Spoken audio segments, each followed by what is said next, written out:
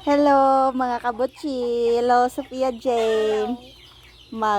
Kuan na ta Sophia Jane. Mag-harvest ta sa ako ang garden. Tanawa akong sili na munga na dako kayo. Dara yang bunga. You cannot see but I can see. Oh, hala gikaon. Naamay nituhik ana. Uy. Awag gituhik. Naamang guy manok mo ari. Gituhik.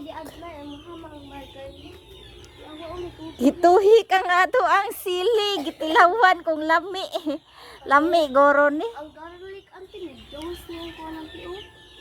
Garlic ka karon. Ginger. Loy anak day.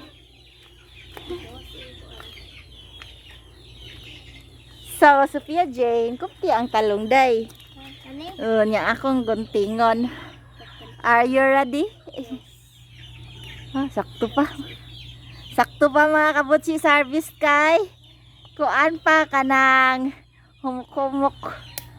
Okay, show it to the camera. Very nice. See the other one today. Asa gani? Oh. You kapot. And Chadan and the other one. Magisod man tayo. Kasi lingkot ka lang tarang. Okay. So, Chadan! We harvested 3 talongs. There. Tambok ang isa, no? Dayon, this one. For harvest na po ni mga kabutsi. Pero di lang ta na-harveston. Ini nagkaloto. Ini naglutoon day, ini kaloto. Kung lutoon, so usa.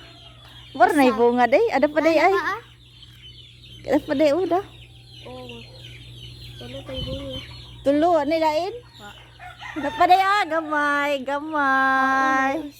Napay gamay. So, ni kuan na siya mga kabutsi, ni katay na siya padung dito. Doon na sa bunga ang wild, ang palaya. Wild na siya mga kabutsi, ang iyang punuan outside my garden. Ante, sunod na musuod na sa dito sa kakasilang ti Adi, ito na motubo. I don't know kung sa iyang gusto. Hala, to manok dito. Lala ba yung tubo? Mauna yung nagtilaw sa kuan. So, tanawa atong sili. So, bell paper ni sila.